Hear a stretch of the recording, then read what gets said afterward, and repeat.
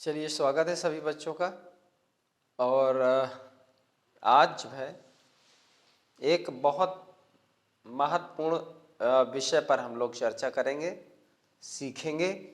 और वो महत्वपूर्ण विषय ये है कि हमें ये देखना है कि लेटर कैसे लिखा जाता है, जो कि इंटरमीडिएट बोर्ड एग्ज़ाम में वो 10 मार्क्स का आता है, जो कि इस सेशन से स्टार्ट है।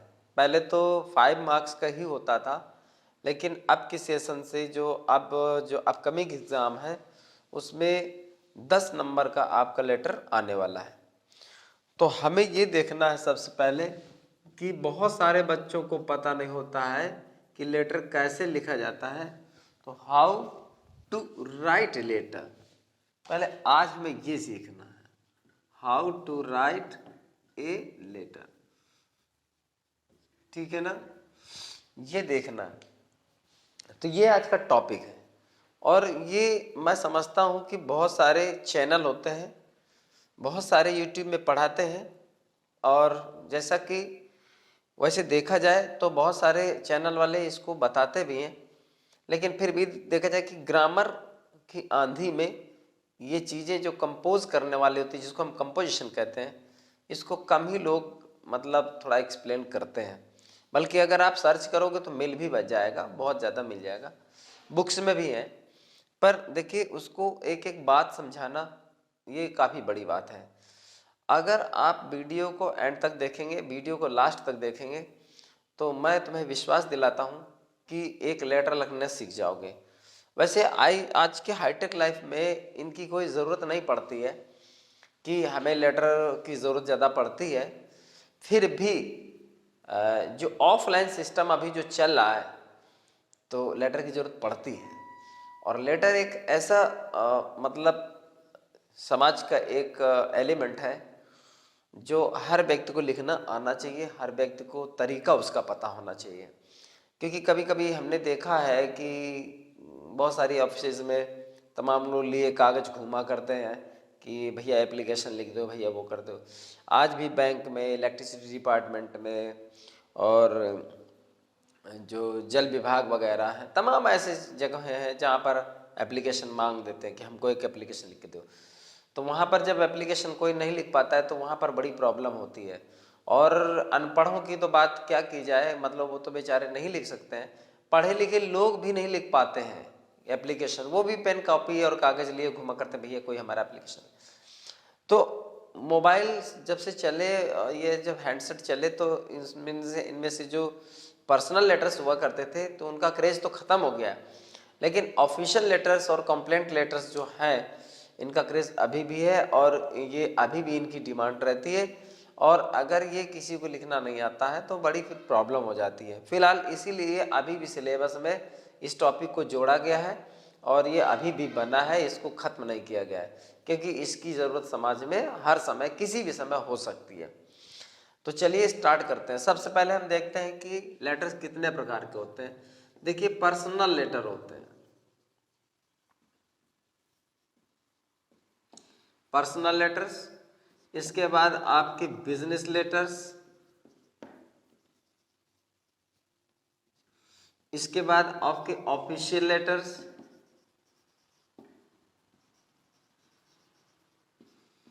और इसके बाद आपके होते हैं सोशल लेटर्स। बिजनेस लेटर में आ जाता है आपका application and complaint letters. Complaint letters ये आ जाते हैं, ठीक है ना। पर्सनल लेटर्स उनको लिखा जाता है जैसे अपना कोई मित्र है, माँ है, पिता है, भाई है, अपने जो मतलब रिलेटिव्स होते हैं, उनको पर्सनल लेटर्स लिखे जाते हैं। ठीक। बिजनेस लेटर व्यापार से संबंधित होते हैं। किसी डीलर को, किसी बिजनेसमैन को लेटर लिखना है, कोई सामान मंगवाना है, किसी के यहाँ सामान भेजना है, ठीक है ना, उसको हम बिजनेस लेटर कहते हैं। और ऑफिशियल लेटर्स में एप्लीकेशन आ गए और कंप्लेंट लेटर्स आ गए। इसी में आपको लेटर टू द एडिटर आ जाता है।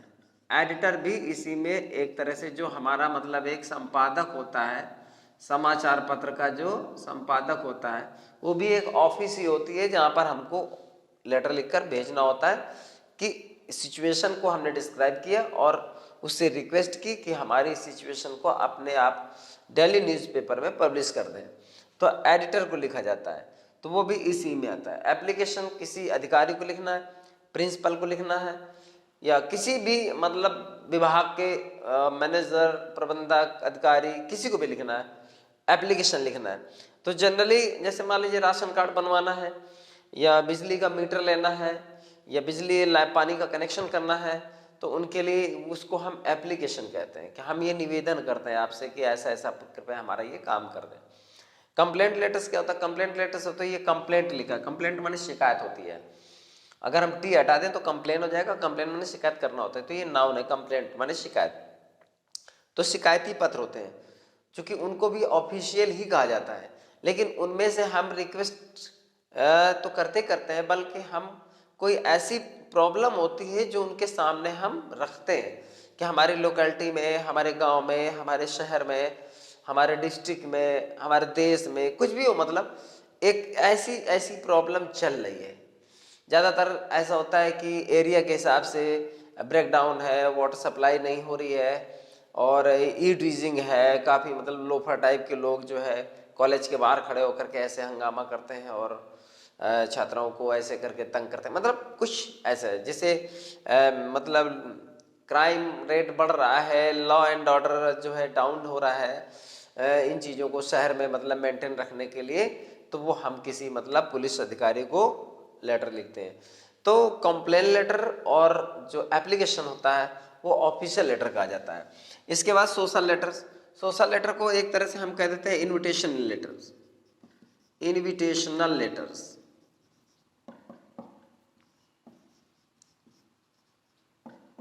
ये कह देते हैं invitational letter.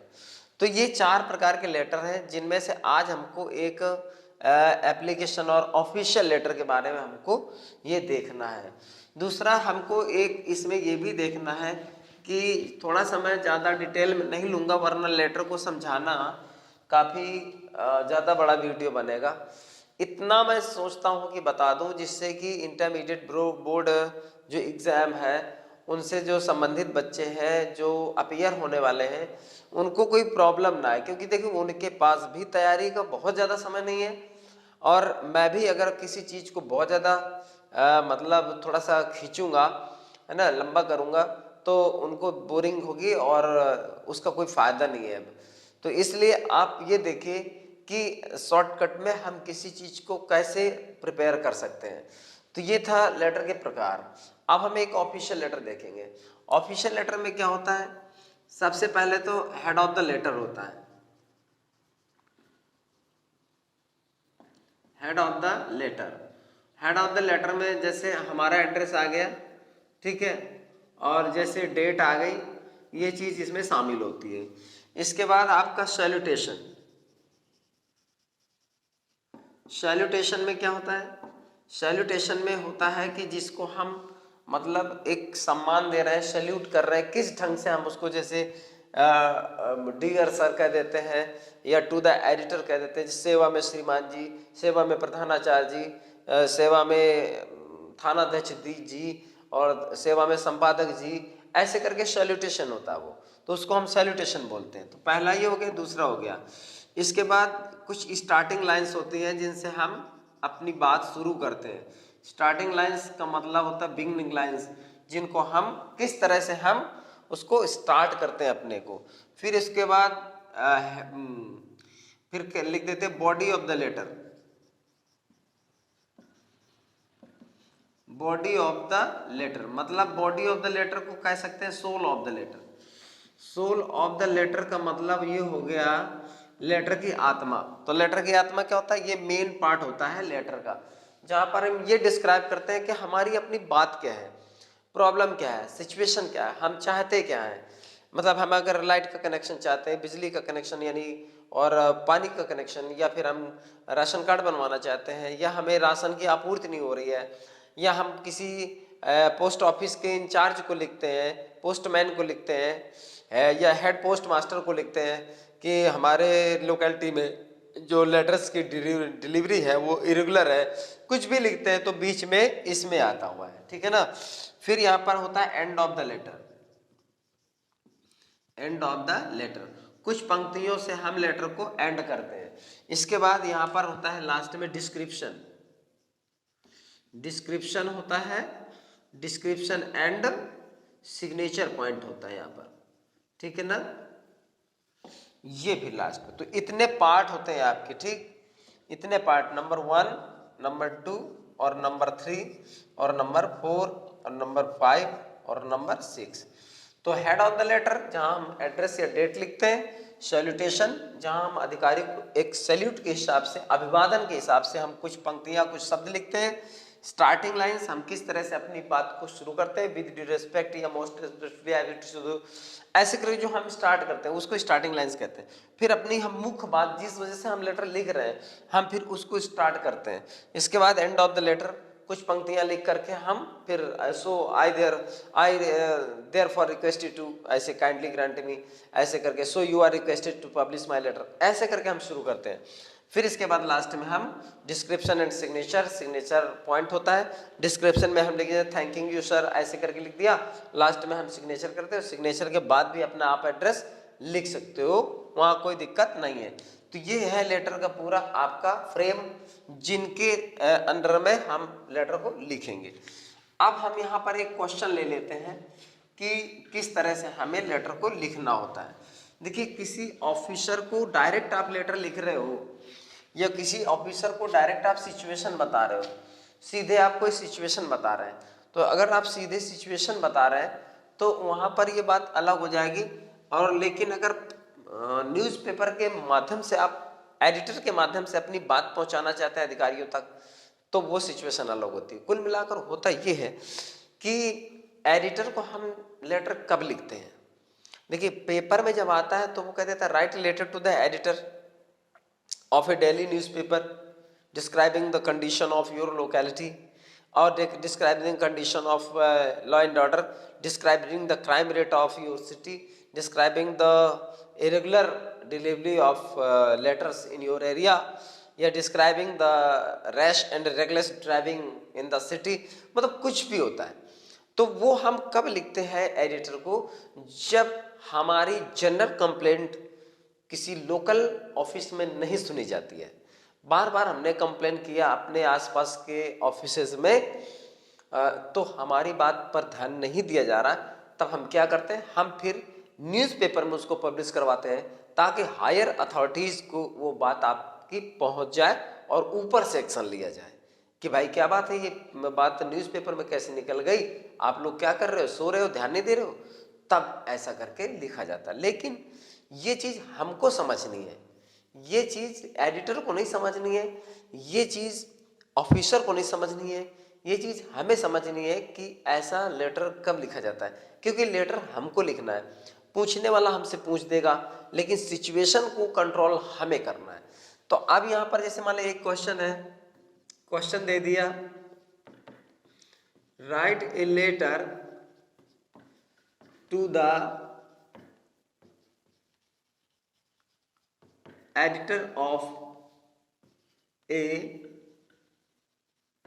daily newspaper describing the rash and reckless driving in your town of या सिटी, वो केवल इतना दे देगा। ये भी कह सकता है describing the poor condition, the poor traffic condition, traffic condition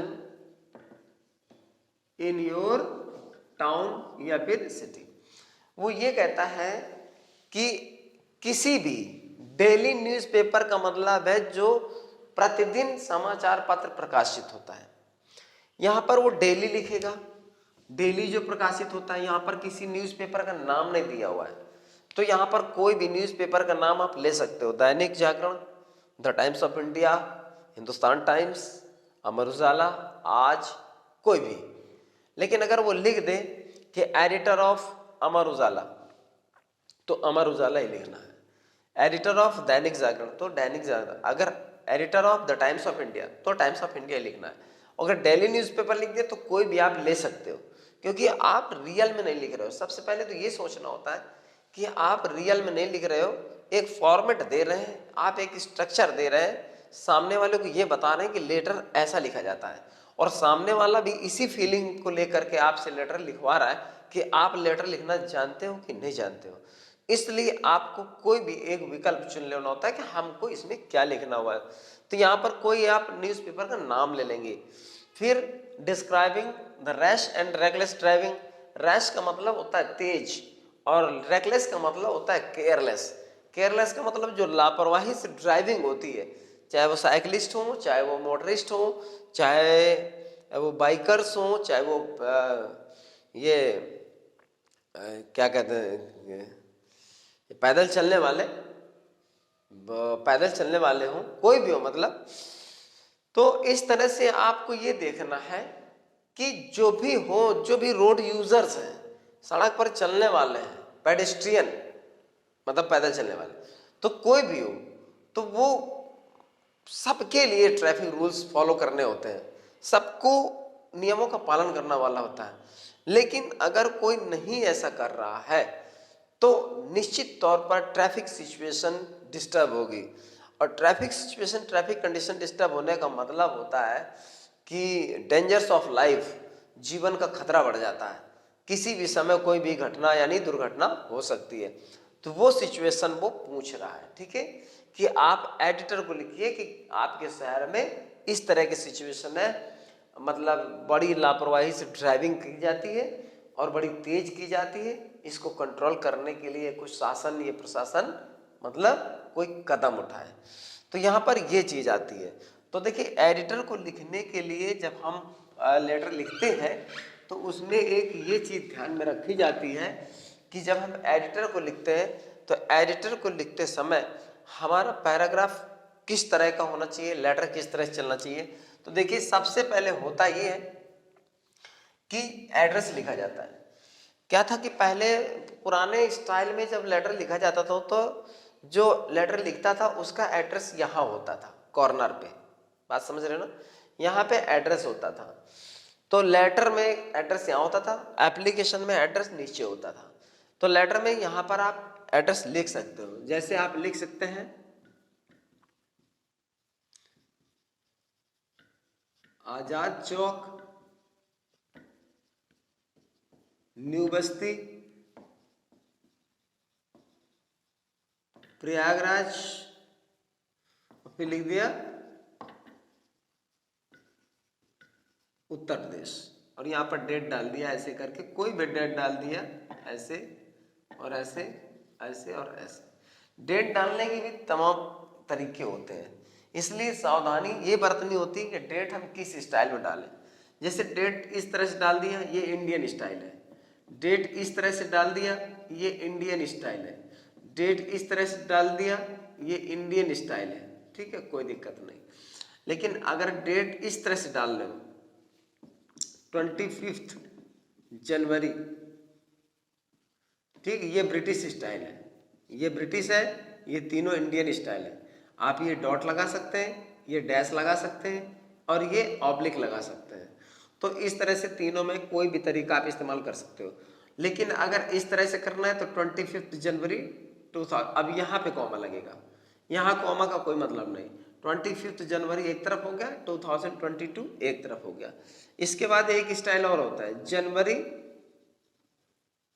25 फिर कॉमा लगेगा और 2022, ये अमेरिकन स्टाइल है। इसमें क्या होता है, जनवरी 25, अब यहाँ पे TH नहीं लगेगा, लेकिन यहाँ लिखोगे तो TH लगेगा। कुछ लोग यहाँ 25 जनवरी ऐसे लिख देते हैं, जो कि बिल्कुल गलत है। 25 जनवरी 2022, जनवरी 25 2022। अगर 25 को डेट को बाद में रखते हो तो TH नहीं जोड़ेंगे उसमें, अर्थात उसको ऑर्डिनल सिस्टम में नहीं लाएंगे, कार्डिनल सिस्टम में लाएंगे, और अगर 25 रहेगा पहले तो इसको ऑर्डिनल सिस्टम में रखेंगे। क्योंकि जो नंबर होते हैं वो दो तरह के होते हैं, कार्डिनल भी होता है और ऑर्डिनल भी होता है। तो जिससे first, second, third, fourth, fifth ये ऑर्डिनल होता है, और 1 2 3 4 5 ये कार्डिनल होता है। तो अगर ये पहले रहेगा तो ऑर्डिनल रहेगा, और बाद में रहेगा तो कार्डिनल रहेगा। तो ये स्टाइल है, इनमें भी कुछ गलतियां हो जाती हैं, तो इनको थोड़ा सा अपना ध्यान रखना है। तो हमने वहां पर ये डाल दिया कि ये डेट आपने डाल दी, इस तरह से आपका ये एड्रेस हो गया।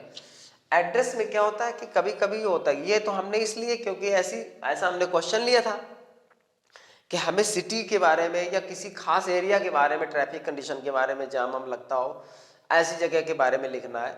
तो कोई अपना मकान नंबर देने की जरूरत नहीं होता, ये होता है कि मैं इस एरिया का मेंबर हूँ, इस एरिया का कैंडिडेट हूँ, या इस एरिया का रेजिडेंट हूँ, तो ऐसे करके दे सकते हैं। लेकिन अगर कोई पर्सनल कंप्लेंट करता है तो फिर उसको अपना मकान नंबर सहित और लोकेलिटी पूरा देना होता है। तो जब मकान नंबर डालें तो फिर गली डाली जाती है, गली के बाद ऐसे करके, फिर ना गली हो तो मतलब एरिया हो, कोई फेमस एरिया, तो उसमें कॉमा का ध्यान रखा जाता है। फिलहाल हमने इतने ले लिए। तो मैंने कहा था कि अभी पहले एड्रेस यहाँ लिखा जाता था, लेकिन आप चाहें तो एड्रेस पहले यहाँ दे सकते हैं, फिर आपको यहाँ पर सैल्यूटेशन, तो ये हेड ऑफ द लेटर हो जाएगा। हेड ऑफ द लेटर का मतलब ये होता है, अगर लेटर हेड में लिख रहे हैं तो लेटर हेड में एड्रेस लिखा ही होता है, सिर्फ डेट डालनी होती है। और अगर सादे पेपर में लिख रहे हैं तो आप एड्रेस लिखोगे तो चाहे वहां लिखो चाहे यहाँ लिखो, पहले यहाँ पर आपने हेड ऑफ द लेटर लिख दिया, फिर टू द एडिटर आपने ऐसे करके शुरू कर दिया। तो ये आपका हेड ऑफ द लेटर हो गया, ये सैल्यूटेशन हो गया, और यहाँ से स्टार्टिंग लाइन स्टार्ट हो जाएगी। तो इस तरह से हम ये चीज कर सकते हैं। तो आप ये चीज यहां भी रख सकते हो, यहां भी रख सकते हो, कोई प्रॉब्लम नहीं है। अब जब हम लिखे, मान लीजिए वो हमने वहां लिख दिया, तो अब टू द एडिटर यहां नहीं लिखेंगे, क्योंकि ये लाइन आपकी ब्लॉक हो जाएगी। जब अगर यहां से लिखोगे तो अच्छा नहीं लगेगा, फिर आपको यहाँ, इसीलिए उसको यहाँ रखा जाता है। तो दोनों को यहाँ पे रख दिया। तो ये लाइनों को हमें ध्यान देना पड़ता है, क्योंकि देखिए लेटर में यही खास चीज होती है कि आप अपने शब्दों का रख रखाव, उसका मेंटेनेंस, उसका प्लेसमेंट कैसे दे रहे हो, वो चीज आपकी बहुत ज्यादा मतलब मायने रखती है। तभी वो पूरा तरीका ये माना जाता है। यहाँ पर प्रयागराज की स्पेलिंग गलत हो गई है, यहाँ पर दोबारा सही कर लिख देता हूं मैं, ये हो गया। तो ये आपका इस तरह से हो गया। अब आजाद चौक, न्यू बस्ती, है ना, प्रयागराज, उत्तर प्रदेश, ऐसे करके पूरा एक एड्रेस हो गया। तो हम जिस लोकेलिटी की बात करते हैं वो आजाद चौक, नई बस्ती, प्रयागराज की नई बस्ती में जो आजाद चौक पड़ता है हम वहां की बात करते हैं। उत्तर प्रदेश में प्रयागराज, प्रयागराज में नई बस्ती, नई बस्ती का जो आजाद चौक एरिया है वहां पर ये सारी सिचुएशन जो है वो थोड़ी दिक्कत होती है। तो हमने ये लिख दिया। अगर पूरी सिटी में प्रॉब्लम है तो पूरी सिटी का आप ये लिख सकते हो, तो वो तो हमारे यहाँ से क्लियर हो जाएगा कि हम क्या लिखने वाले हैं। अब देखो जब लिखते हैं तो क्या करते हैं, हालांकि वो आप दिमाग से हटा दीजिए, वो मैंने एड्रेस लिखना बता दिया, और स्पेस की वजह से है ये कि मुझे ऊपर से ही लेना पड़ेगा, तो एक एक पॉइंट को समझ कर चलते हैं। अब हमने लिखा यहाँ से टू, फिर लिख दिया द एडिटर, कॉमा यहाँ लगा है, फिर लिख दिया द अमर उजाला, ये करना पड़ेगा। अब अमर उजाला लिखने के बाद to the editor the Amar Ujala, और फिर लिख दिया कानपुर या इलाहाबाद, ये लखनऊ, क्योंकि वहां हमने प्रयागराज ही लिखा था, इसलिए आपको उसी की ऑफिस का ही एड्रेस लिखना है, प्रयागराज, और फिर लिख दिया यूपी। ये आपका एड्रेस हो गया। तो to the editor the Amar Ujala Prayagraj Uttar Pradesh, ये आपका पूरा सैल्यूटेशन हो गया। इसको हम कहते हैं salutation.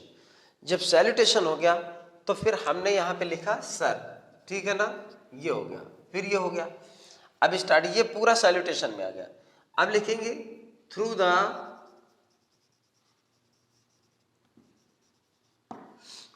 Columns of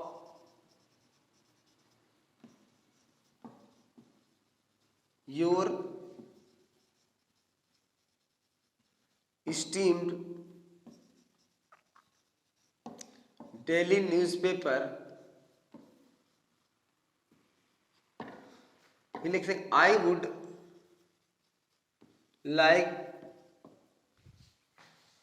to draw the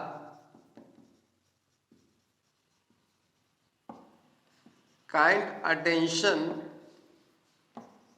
of the concerned department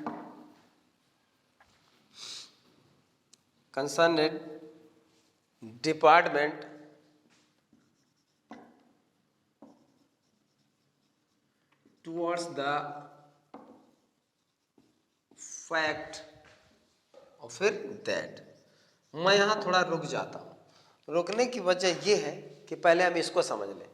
सबसे पहली बात कि जो मैंने पंक्तियाँ लिखी हैं ये किसी भी एडिटर को किसी भी प्रॉब्लम के लिए लिख रहे हो तो ये आप हमेशा लिख सकते हो।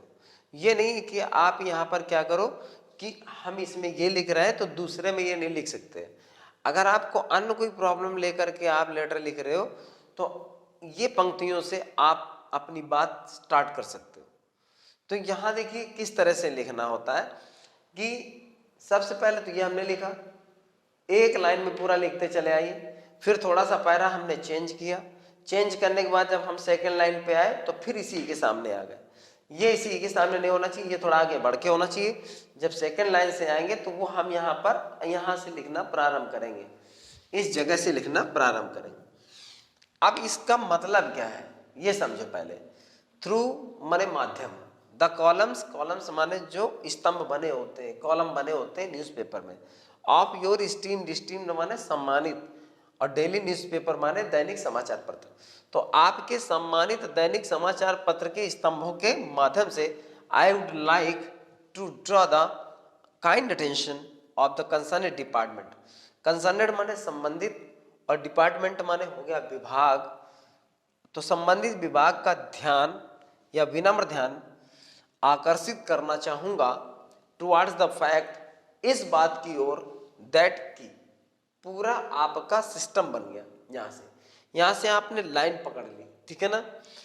Through the columns of your esteemed daily newspaper I would like, यहाँ कॉमा लगा देंगे, I would like to draw the kind attention of the concerned departments, ठीक है। और towards the fact, towards the fact से भी आप बात शुरू कर सकते हो, और आप चाहें तो टुवर्ड्स, ठीक है ना, ये ना लिख करके आप ऐसा भी कर सकते हो, towards the poor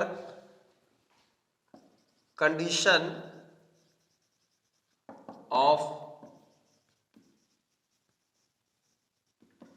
traffic rules in our city. मतलब हमारे शहर में, हमारे टाउन में जो ट्रैफिक रूल्स या ट्रैफिक का जो सिस्टम है उसकी जो दशा बहुत बेकार चल रही, उस तरफ मैं संबंधित अधिकारियों का, संबंधित विभाग का विनम्र ध्यान आकर्षित करना चाहूँगा आपके सम्मानित दैनिक समाचार पत्र के स्तंभ के माध्यम से। तो through the columns of your esteemed daily newspaper I would like to draw the kind attention of the concerned department towards the poor condition of traffic rules in our city, in our area, in our locality, in our state। मतलब जो भी हो, जिस तरह जो लिखना चाहो वो हम लिख सकते हैं। यहाँ पर जो मैंने टुवर्ड्स द फैक्ट दिया था, तो टुवर्ड्स द फैक्ट के बाद दैट लिखा, दैट के बाद लिख दिया that there is a very poor condition of traffic rules in our city. वो उसको ऐसे सेंटेंस आप बना करके वो लिख सकते हैं, उसमें कोई प्रॉब्लम नहीं है। तो ये हम कह सकते हैं कि ये बिगिनिंग लाइन्स है, ये शुरुआत की लाइन्स है। अब शुरुआत की लाइन्स में आपने देखा कि कुछ खास नहीं लिखा, हमने केवल उनका ध्यान एक तरफ मोड़ा कि आखिर हम कहना क्या चाहते हैं। जब आप बोर्ड एग्जाम में लिखो तो आप क्या कर सकते हो, आप इसमें अंडरलाइन कर सकते हो। अब अंडरलाइन कर दिया तो उस जो जांचेगा कॉपी, उसका फोकस इस बात पे रहेगा कि आपने टॉपिक को सही सेलेक्ट किया है, जो मैंने पूछा है वही तुमने स्टार्ट किया हुआ है, उसी पर आप अपनी बात आगे बढ़ा रहे हो। तो अंडरलाइन करने का बहुत ज़्यादा फायदा मिलता है।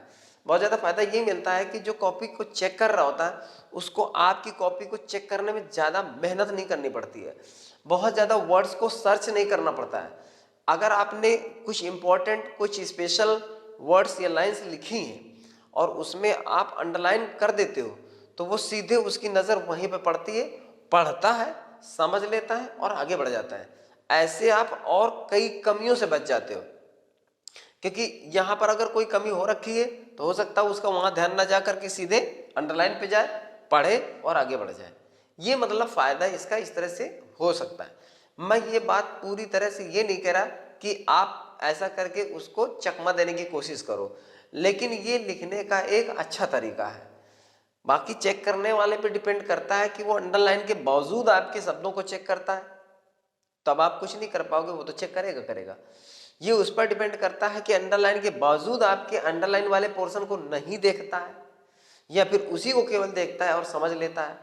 ये सामने वाले की मेंटालिटी पर डिपेंड करता है, लेकिन एक सिस्टम जो कि एक प्रॉपर मेथड होना चाहिए वो हमें फॉलो करना चाहिए। तो ये हमारी बिगिनिंग लाइंस हो गई। अब हम यहाँ से चाहे तो पैराग्राफ बदल सकते हैं और चाहे तो हम यहीं से बॉडी ऑफ द लेटर को स्टार्ट कर सकते हैं। तो ये इसके ऊपर जो एड्रेस लिखा जाएगा वो हेड ऑफ द लेटर हो गया, ये पूरा सैल्यूटेशन हो गया, ये beginning lines of the letters हो गई जो हमने यहाँ पर स्टार्ट की। और मैंने ये भी कहा था कि हर प्रकार के लेटर जो आप एडिटर को लिख रहे हो, जैसे हम किसी ऑफिसर को ले रहे हैं, मान लीजिए हम ऐसे लिख रहे हैं, to the SDO, to the DSO, ठीक, और डीएसओ पे लिख दिया कानपुर, इतना, डिस्ट्रिक्ट सप्लाई ऑफिसर कानपुर। अब हमें ये देखना है कि जो मतलब जो डिस्ट्रीब्यूशन ऑफ राशन है, मतलब जो फेयर प्राइस शॉप में राशन की दुकान पे जो डिस्ट्रीब्यूशन है वो बहुत ही मतलब खराब है, उसकी पुअर कंडीशन है, बड़ी वहाँ पर मतलब ह्यू एंड क्राई, बड़ा शोरगुल होता है और ना वहाँ पर there is a lack of system, तरीके नहीं है वहाँ पर कोई, there are no lines of people या कंज्यूमर्स, मतलब वो भोक्ताओं की कोई वहाँ पर लाइन नहीं होती है, तो कोई सिस्टम, कोई तरीका नहीं। तो हम डीएसओ को, डिस्ट्रिक्ट सप्लाई में, या फिर टाइमली हमको राशन नहीं मिलता है, इस महीने का उस महीने में मिलता है, मतलब ऐसे करके सिचुएशन को हमें क्रिएट करना होता है। और वो तो देखो एक लाइन क्वेश्चन आपसे कर देगा, उसमें कोई पॉइंट्स नहीं होते हैं। यूपी बोर्ड में तो पॉइंट्स नहीं देते हैं, सीबीएसई बोर्ड में देते हो तो नहीं पता। तो अगर पॉइंट्स दे देता है तो उन पॉइंट्स के सारे आपका लेटर कंप्लीट हो जाता है, पूरा स्ट्रक्चर बन जाता है। लेकिन पॉइंट्स नहीं होते, सिर्फ क्वेश्चन देता है, तो क्वेश्चन से सारी कंडीशंस आपको क्रिएट करनी पड़ती हैं, खुद ही सोचना पड़ता है कि स्थिति हम क्या क्रिएट करें, किस तरह का लेटर यहाँ पे दें, तो किस तरह की हमें यहाँ फीलिंग लानी है, कैसे हमें कॉम्प्लिकेशन क्रिएट करना है, प्रॉब्लम को खुद ही क्रिएट करना है और सॉल्व भी खुद ही मतलब जा करके दिखाना है कि ऐसे ऐसे करके सॉल्व किया जा सकता है। तो ये चीज खुद करना होता है। तो अगर हम इसको ऐसे लिखते हैं, तो जब हम ऐसे लिखेंगे तो फिर हमें ये through the columns of your esteem daily ये नहीं स्टार्ट करना है, क्योंकि यहाँ पर कोई न्यूज़पेपर नहीं होगा, यहाँ तो आप सीधे एप्लीकेशन दे रहे हो, सीधे कंप्लेन कर रहे हैं डीएसओ को।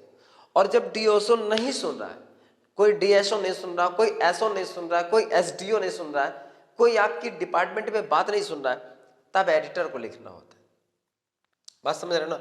अगर डायरेक्ट किसी को एप्लीकेशन लिख रहे हो तो through the columns of your esteem daily करके नहीं शुरू करना, फिर शुरू करना with due respect I beg to say that, मतलब पूरे सम्मान के साथ मैं ये कहने का आग्रह करता हूँ, ये कहना चाहता हूँ, ये निवेदन करता हूँ कि, तब ये बात शुरू की जाती है, तब ये लाइन नहीं चलती है। तो जब एडिटर को लिखेंगे तब ये पैराग्राफ लिखना है, अगर एडिटर को नहीं लिखेंगे तो ये पैराग्राफ नहीं लिखना है। ये बात आपको अच्छी तरह से ध्यान रखना है, क्योंकि यहाँ न्यूज़पेपर की बात एडिटर से रिलेटेड है, न्यूज़पेपर की बात किसी पर्सनल किसी ऑफिसर से रिलेटेड नहीं है। इस बात को विशेष तौर पर आपको ध्यान रखना। तो ये पहला पैराग्राफ है जो यहाँ पर हो गया। अब हम यहाँ पर स्टार्ट करेंगे अपनी बात। इनफैक्ट अब अपनी बात तो बॉडी ऑफ द लेटर शुरू करेंगे, इनफैक्ट फिर वहीं से पैराग्राफ स्टार्ट कर लेंगे, उठा लेंगे, जहां से हमने ये कॉलम किया था तो वहीं से ले लेंगे। इनफैक्ट कॉमा कर देंगे, there is a rash and reckless driving in our city. ठीक, ये हो गया। फिर लिख दिया the bikers drive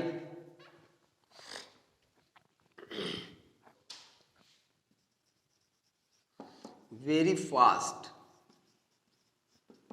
the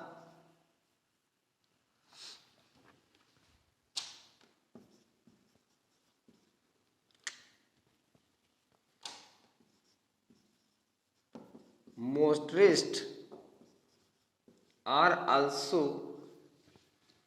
very careless in their driving। फिर लिखें the cyclist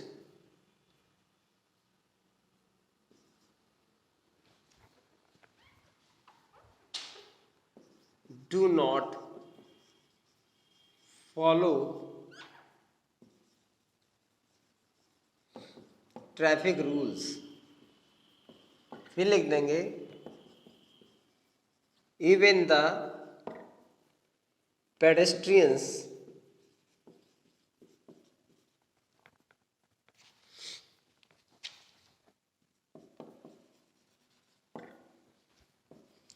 never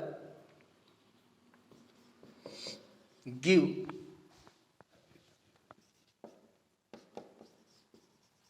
signals when they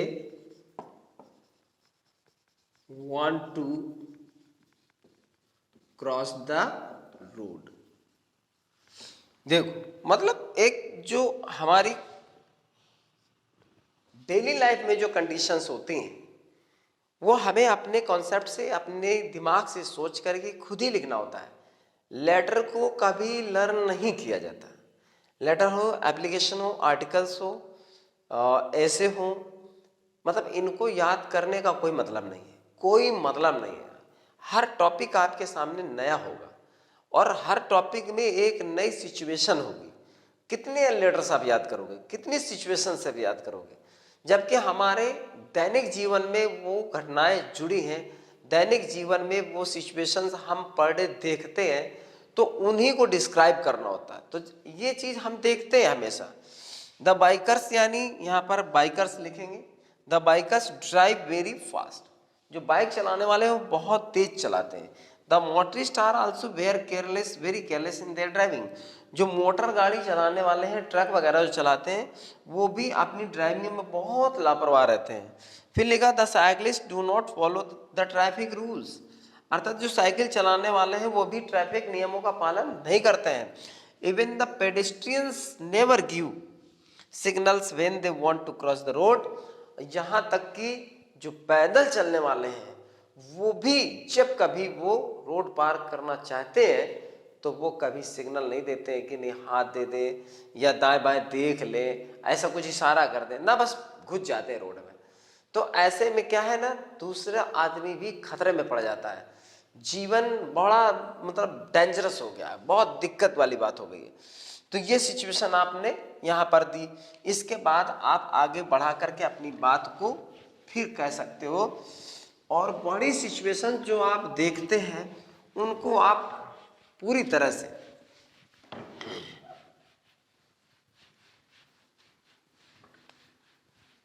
फिर वहीं से आप बात बढ़ा दोगे कि no one cares of his life on roads. मतलब कोई भी व्यक्ति सड़क पर या सड़कों पर अपने जीवन की परवाह नहीं करता। दे डू नॉट ओबे द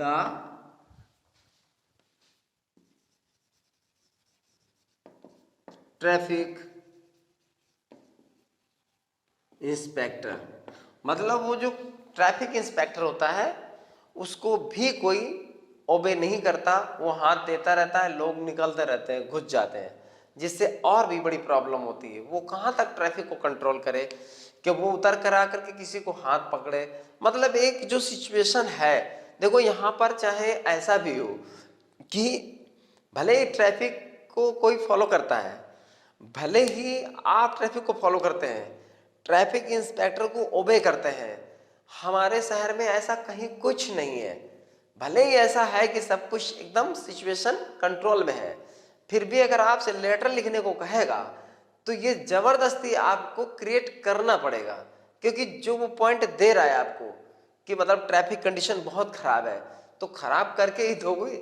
आप ये तो नहीं कहोगे कि नहीं नहीं हमारे शहर में तो ऐसा कहीं कुछ नहीं है, हमारे शहर में तो सभी ट्रैफिक्स बहुत अच्छे हैं, सब लाइट सिस्टम है, और कोई नहीं फॉलो करता है तो ऑटोमेटिकली उसका चालान कट जाता है, उसको पता भी नहीं चलता, मैसेज उसके मोबाइल पे आ जाता है।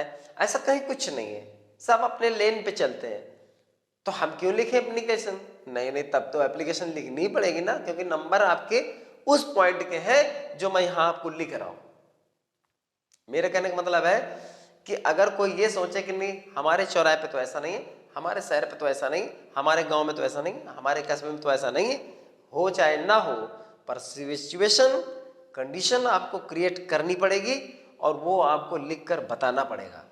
भले ट्रैफिक इंस्पेक्टर को आप फॉलो करते हैं, ट्रैफिक इंस्पेक्टर आपके शहर चौराहे में नहीं है, लेकिन दिखाना पड़ेगा, क्योंकि जब वो सिचुएशन यहाँ दिखाओगे नंबर उसी बात के। और याद रखिए 10 मार्क्स का ये क्वेश्चन मैं आपको बता रहा हूँ, 10 मार्क्स का।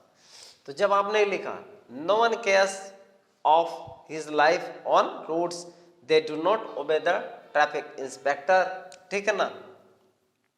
फिर यहां पर लिखेंगे, अब यहां पर देखो सिचुएशन और भी बहुत सारी हो सकती, मतलब ये कि no one looks at the right and left, कोई भी दाएं बाएं देखता नहीं। फिर और no one follows the traffic rules, कोई ट्रैफिक रूल्स को फॉलो नहीं करता है, कोई ट्रैफिक इंस्पेक्टर को ओबे नहीं करता है, ठीक है। तो अब यहां पर उसका परिणाम क्या होता है? परिणाम ये होता है कि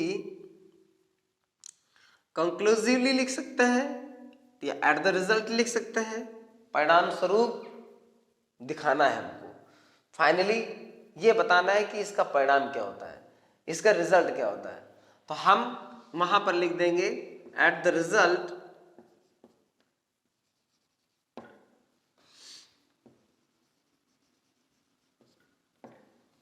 परिणाम स्वरूप, ये लिख दिया।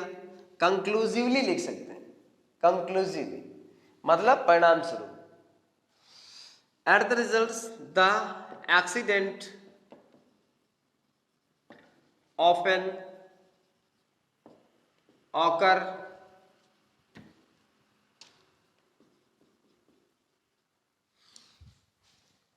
at the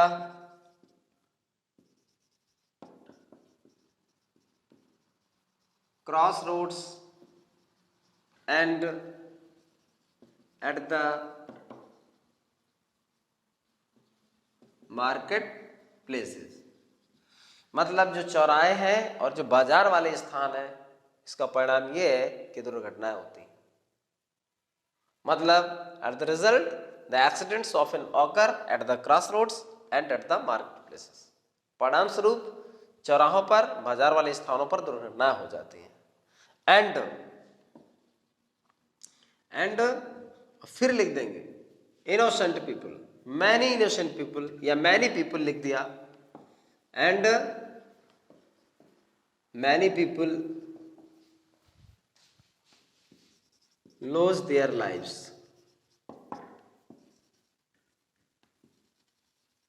और अनेक लोग अपना जीवन खो देते। अब अनेक लोग अपना जीवन खो देने का मतलब ये हो गया कि ये उसी का तो परिणाम है कि किस तरह से उनका जीवन चला जाता है। तो अगर हम ये देखें कि सिचुएशन को अगर हमने पूरी तरह से डील किया हुआ है, तो फिर पूरी तरह से यहां पर हम उसको लिख पा रहे हैं। सिचुएशन को क्रिएट करना होता है, ये हमने यहां पर लिख दिया, पूरा पैराग्राफ लिख दिया। यहां पर लिखेंगे the people of people of the area की बात करिए तो एरिया लिख दीजिए, सिटी की बात करिए तो सिटी की लिख दीजिए, और अगर आपने टाउन की बात करी है तो टाउन लिख दीजिए। लेकिन लिखना तीनों में कोई एक ही है, जो आपने स्टार्टिंग में दिया हो वही चीज आपको लिखना है। तो हमने स्टार्टिंग में सिटी दिया था, तो अगर आप एरिया दें तो एरिया लिख दें, सिटी लिखा हो तो सिटी लिख दें, टाउन लिखा हो तो town. The people of the city are much frightened of, much frightened of, frightened of, फिर लिख देंगे डेंजरस ड्राइविंग ऑफ ड्राइवर्स। अब ड्राइवर्स जो भी हो, चाहे वो साइकिल का हो, चाहे वो बाइक का हो, चाहे वो मोटर का हो, चाहे वो बस का हो, उन ड्राइवर्स की खतरनाक ड्राइविंग से वो भयभीत है। बहुत सारे पॉइंट्स बनते हैं जिनको आप लिख सकते हैं। आप लिख सकते हैं many people are ignorant of traffic rules. बहुत सारे ऐसे लोग हैं जो ट्रैफिक रूल्स के बारे में जानते ही नहीं है, उनको पता नहीं होता कि कहाँ से क्या जेब्रा क्रॉसिंग है, कहाँ से हमको घूम कर जाना है, कहाँ से हमें। Many people are ignorant of traffic lights. Traffic lights के बारे में बहुत सारे लोग अनभिज्ञ होते हैं। ये सारे पॉइंट्स हम इसमें यहीं पे लिख सकते हैं आराम से, अगर आपको और बढ़ाना है तो, और नहीं बढ़ाना है तो ऐसे करके यहाँ पर लिख दिया। ठीक, तो अब यहाँ पर ये है कि बहुत सारे लोग अपने जीवन को लेकर के जीवन खो देते हैं, और बहुत सारे लोग ऐसे खतरनाक, और यहाँ पर लिख सकते हो frightened of rash and reckless driving of the drivers. मतलब ड्राइवर्स जो है उनकी तेज और लापरवाही पूर्ण जो मतलब चालन व्यवस्था है, उनका जो ड्राइविंग है उससे बहुत ज़्यादा वो भयभीत है। अब क्या है, ये तो है ही एक, and many people lose their lives, अर्थात बहुत सारे लोग अपना जीवन खो देते हैं। तो पॉइंट्स आपके लगभग तैयार हो जाते हैं। और देखिए, जब आप बोर्ड के एग्जाम में लिखते हो तो जब आप ऐसे पॉइंट्स लिख देते हो तो वो और ज़्यादा कुछ आपसे चाहता नहीं, वो समझ जाता है कि बच्चा समझदार है, बच्चे में क्रिएटिविटी है। अब ये क्रिएटिविटी का ही रिजल्ट है कि आप याद नहीं कर रहे हो, सिचुएशन को क्रिएट कर रहे हो, भले ही कुछ भी हो। जैसे आप निबंध लिखते हो, टीचर पे लिखने के लिए कह दिया गया। अब टीचर पे अगर आप निबंध लिखते हो, कहते हैं कि टीचर कैसा होता है, यही तो पूछता है ना वो, टीचर कैसा होता है, एक टीचर क्या होता है वो उसको लिखो। तो टीचर आप लिखे तो teacher is the base of our society, है ना। और फिर लिख दिया कि there is a teacher named Ramlal Shyam Sundar Deendayal in my locality. मेरे लोकेलिटी में एक दीनदयाल नाम के अध्यापक हैं। He gets up early in the morning, he goes for a walk daily. ठीक, ऐसे। और he his teaching method is very well, उनका या वेरी गुड, उनका टीचिंग मेथड बहुत अच्छा है। He never scolds his students, he never beats या पनिश हिज स्टूडेंट्स, वो कभी भी अपने विद्यार्थियों को डांटते नहीं है। He always helps the poor students, वो हमेशा गरीब विद्यार्थियों को। ही नेवर स्मोक्स लिख दिया, वो कभी तुम भले ही वो सिगरेट या बीड़ी पीते हो, लेकिन आप यूँ तो नहीं लिखोगे कि नहीं नहीं कभी कभी तो वो सिगरेट पी लेते हैं। भाई यही लिखोगे कि वो कभी धूम्रपान नहीं करते, क्योंकि अध्यापक से धूम्रपान संबंधित है ही नहीं है, कोई भी नशा संबंधित नहीं है। तो आप निबंध जब लिखोगे तो भले ही आप जानते हो कि नहीं हमारे वो फलाने फलाने सर जी हैं और ऐसा कर लेते हैं, भले ही आप जानते हो, लेकिन जब लेटर जब एप्ली वो ऐसे जब आप कॉपी में लिखोगे तो ये सेंटेंस आप नहीं लिखोगे। इसका मतलब ये होता है कि आप वो पॉइंट्स लिख रहे हो जो अध्यापक से संबंधित है, कि अध्यापक ऐसा होता है तो लेटर ऐसा होता है। भले ही हमारे लोकेलिटी में ये चीज ना हो, फिर भी हमें वो चीज क्रिएट करनी पड़ती है। तो वो जब आपकी क्रिएटिविटी देख लेता है, जो जांचने वाला होता है, बस वहीं से वो सेटिस्फाइड हो जाता है और आपको अच्छे नंबर दे करके आगे बढ़ जाता है। तो यहाँ पर बहुत सारी चीजें जोड़ने के बाद फिर हम पैराग्राफ बदलते हैं, और पैराग्राफ में क्या लिखते हैं, I therefore, I therefore, ये एडवर्ब यहाँ बीच में लगाया जाता है। इसलिए लगाया जाता है क्योंकि ये आई के बाद आता है तो ये एम्फेसिस करता है। एम्फेसिस उस बात पर करता है जो चीज हम कहने वाले। I therefore request you to, अब देखो क्या होता है, देयरफॉर को निकाल लीजिए तो आई रिक्वेस्ट यू टू, तो हम ये कह सकते हैं कि therefore I request you to, तो वो थोड़ा सा उसका जो इंप्रेशन होगा, इफेक्ट होगा, वो हल्का हो जाएगा। इसको हम बाद में करते हैं तो ये इस पर इम्पैक्ट अपना डालता है, इफेक्ट डालता है, तो इस पर जोर पड़ने लगता है। I therefore request you to, मैं इसलिए आपसे निवेदन करता हूं। किस लिए? इसलिए निवेदन करता हूं। और अगर ये पहले हो जाएगा, ये बाद में हो जाएगा, तो इसलिए मैं निवेदन, ये थोड़ा सा हल्का पड़ जाएगा, इसलिए इसको बाद में नहीं, पहले नहीं, बाद में यूज किया जाता है। I therefore request you to publish my. अब देखो होता क्या है कि कुछ चीजें यहां पर हम दिमाग से उतर गई। यहां पर हम ये कह सकते हैं कि I have complained,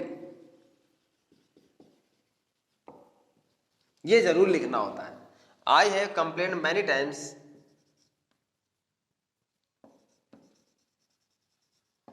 to the local, I have complained many times about this poor traffic system to the local authorities,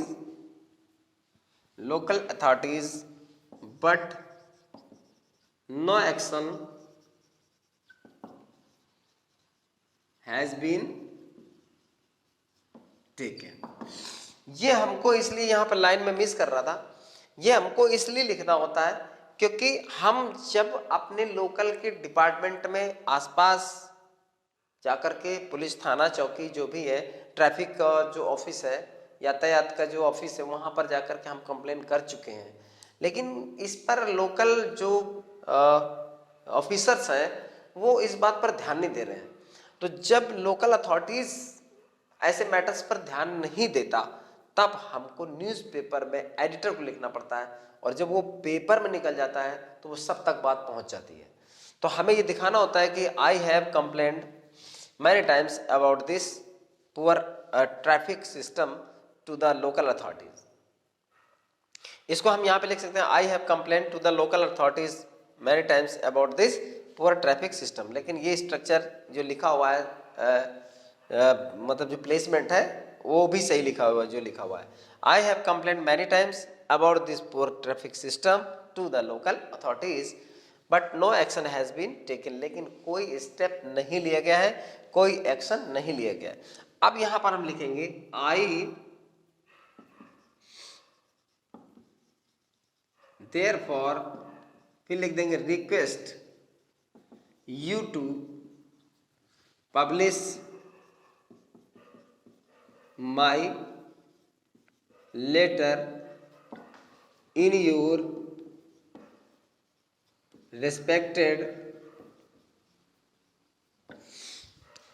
daily, और डेली का मतलब वही है, in your respected daily, so that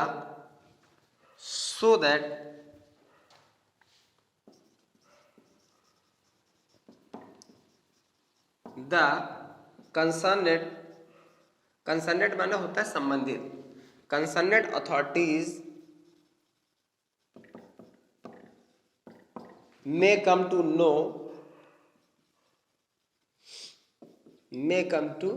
know this condition and take some drastic steps for removal। Removal माने होता है निराकरण, मतलब किसी चीज को हटाना या दूर करना। अब देखो यहां पर आपको हमेशा पब्लिश लिखना होता है, कुछ बच्चे यहाँ पर प्रिंट लिख देते हैं। प्रिंट का मतलब गलत होता है। प्रिंट का मतलब छापना होता है। जैसे आपने बुक कोई प्रिंट करवाना चाहिए तो उसको छापना है केवल, लेकिन छापना मात्र नहीं है, यहाँ पर लोगों तक पहुँचाना है, इसलिए उसका होता है पब्लिश। पब्लिश माने प्रकाशित करना, अर्थात किसी भी सिचुएशन को प्रकाश में लाना। प्रकाश में लाने का मतलब होता है किसी भी सिचुएशन को सबकी जानकारी में लाना। इसलिए प्रिंट कभी ना लिखें, यहाँ हमेशा पब्लिश लिखें, क्योंकि ज़्यादातर बच्चे प्रिंट दिमाग में रहता है उनके, तो प्रिंट लिख देते हैं। प्रिंट बिल्कुल गलत हो जाएगा। यहाँ पर हो जाएगा I therefore request you to publish my letter. इसलिए मैं आपसे निवेदन करता हूँ कि मेरे लेटर को पब्लिश कर दें और इन योर रिस्पेक्टेड डेली, आपके सम्मानित दैनिक समाचार पत्र में, सो दैट माने ताकि द कंसर्नेड अथॉरिटीज माने संबंधित अधिकारी गण में कम टू नो माने जान जाएं दिस कंडीशन माने इस स्थिति को, and take some drastic steps for removal, और इसे दूर करने के लिए कोई कठोर कदम। ड्रेस्टिक माने होता है सख्त, सख्त होता है, ठीक है। तो ये आपका एंड ऑफ द पार्ट हो गया। अब एंड ऑफ द पार्ट में एक चीज और आप जोड़ सकते हैं, जैसे मान लीजिए पर्सनल लेटर होता है तो विद रिगार्ड्स लिख देते हैं, और विद माय बेस्ट विशेस लिख देते हैं, विद लव लिख देते हैं, विद लव एंड अफेक्शन लिख देते हैं, तो वो एक अलग चीज होती है, ठीक है ना। यहाँ पर क्या होता है, जैसे हम कभी कभी जोड़ सकते हैं, इसको मैं हटा देता हूँ यहाँ से, ये नीचे लिखा रहेगा, और फिर इसके बाद ऊपर देखते हैं हम कि किस प्रकार से आगे हम बात जोड़ सकते। जैसे एंटिसिपेटेड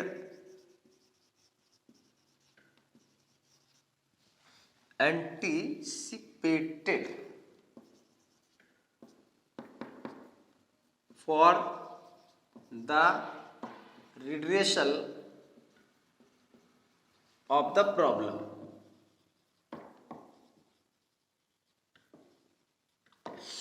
अब देखो जैसे होता है कि waiting for your answer, waiting for your reply, ऐसे लिख देते हैं पर्सनल लेटर में, ठीक है। तो यहाँ लिख दे एंटिसिपेटेड। अब एंटिसिपेटेड का मतलब होता है मैं अनुमान कर रहा हूं, या एंटिसिपेशन लिख देते हो। एंटिसिपेशन माने मुझे अनुमान है, या मैं मतलब ये इच्छा कर रहा हूं, ये मुझे आसरा है, ये मुझे सहारा है, for the redressal of the problem, यानी प्रॉब्लम माने समस्या, रिड्रेसल माने होता है निवारण, रिड्रेसल माने होता है निवारण। तो समस्या के निवारण के लिए एंटिसिपेटेड हूं। एंटिसिपेटेड का मतलब थोड़ा सा, अब जैसे होपफुल, अगर आपको ये, तो कोई जरूरी कि सब बच्चों को ये आवे, कोई जरूरी नहीं कि आ जाए, तो आप लिख दिए hopeful for the redressal of the problem. Hopeful for the redressal of the problem, अर्थात मैं समस्या के निवारण के लिए आशान्वित हूँ, आशा है कि आप इस समस्या को जरूर दूर करेंगे। तो यहाँ कंसर्नेड अथॉरिटीज मतलब जो डिपार्टमेंट से जिस प्रॉब्लम से संबंधित है उनको ये चीज पता चल जाए, मेरे लेटर को पब्लिश कर दीजिए आपके अपने डेली न्यूज़पेपर में, और वो इसके रिमूवल के लिए कठोर कदम उठावे। तो ऐसा करके इतना ये, और आप चाहें तो लिख सकते हैं। और लास्ट में आपका डिस्क्रिप्शन होता है, डिस्क्रिप्शन में आप क्या करोगे, यहां पर आप लिख दोगे योर्स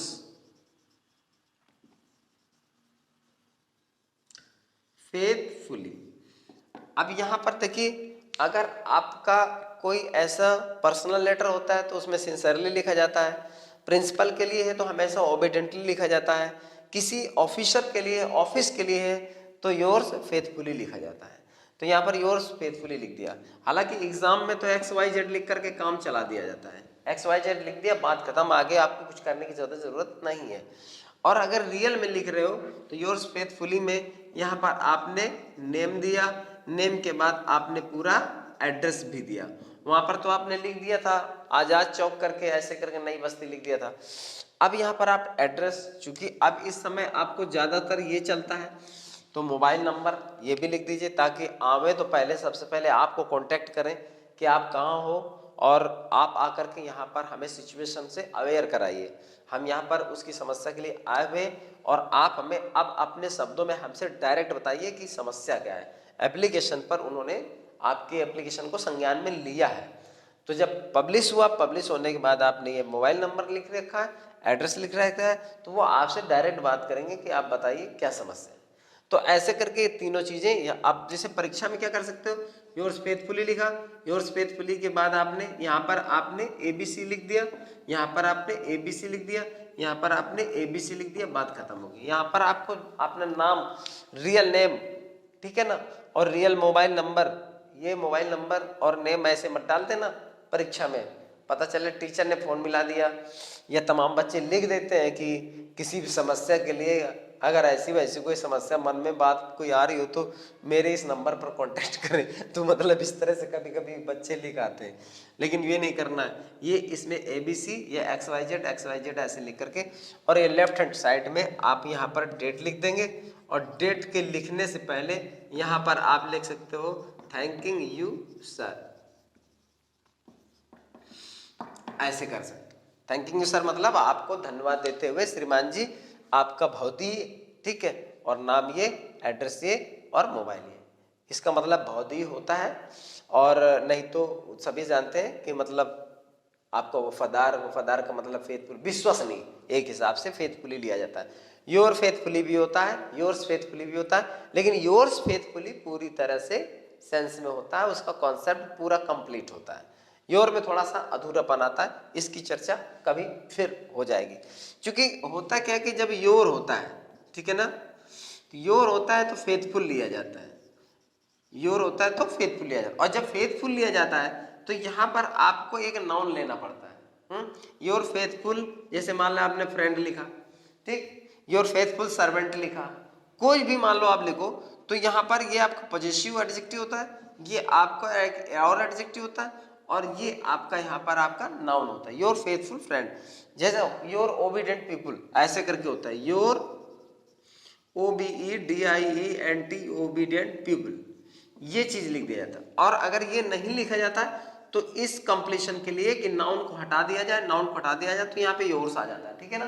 फिर इस ओबीडिएंट को कर दिया जाता है ओबीडिएंटली, ये एक एडवर्ब का रूल ले लेता है। तो यहाँ पर वही जो आपका एडजेक्टिव था, ठीक, वो इसका एडजेक्टिव था, लेकिन ये मिस हो गया तो फिर एडजेक्टिव अकेला कभी नहीं आएगा, उसके साथ नाउन आएगा तभी आएगा। तो ये आ जाता है, इसका सेंस इसमें आ जाता है, इसका ओबीडिएंटली मतलब आपकी आज्ञाकारिता में, आपकी वफादारी में, इस तरह का सेंस लेकर के उसको लिखा जाता है। तो यहाँ पर आपने ये लिख दिया, और यहाँ पर आपने डेट लिख दिया। डेट हालांकि आप ऊपर लिख चुके हैं, लेकिन लेटर का फॉर्मेट है, और ये एप्लीकेशन के भी फॉर्मेट में आ जाता है, तो आप नीचे भी लिख सकते हैं, और नहीं लिखे तो कोई दिक्कत नहीं, ऊपर वहाँ पर एड्रेस वो लिखा होता है। इतना लिखा और ऐसे करके ये बात खत्म कर दी। तो चूंकि वीडियो काफ़ी लंबा हो गया, और मैं सोचता हूँ कि अगर आप इसको अच्छे से समझेंगे एक एक बात, तो लेटर आपका तैयार होगा। आप देखो, इसमें लास्ट में एक बात मैं बता देता हूँ कि जो ऊपर का पैराग्राफ था, जो नीचे का पैराग्राफ था, इनको आप परमानेंट मानिए। परमानेंट में क्या है, आपको प्रॉब्लम चेंज कर देना, बाकी लिखने का स्ट्रक्चर पूरा वही रहेगा। जो बीच का है, बीच वाला भी वही है, फिक्स्ड है, बट उसमें क्या है, उसमें आपको प्रॉब्लम चेंज करना है। अब अगर कहीं पर ये सिचुएशन है कि वाटर एंड इलेक्ट्रिसिटी सप्लाई या एनी अदर प्रॉब्लम है, क्राइम रेट की प्रॉब्लम है, या चेन स्नैचिंग या रॉबरी या लूट मार ऐसे करके हमारे शहर में ज़्यादा बढ़ रहा है, तो उसको बीच में डालना है, उसको भी बीच में डालना है। तो एडिटर के लेटर के लिए आपको टेंशन लेने की जरूरत नहीं है।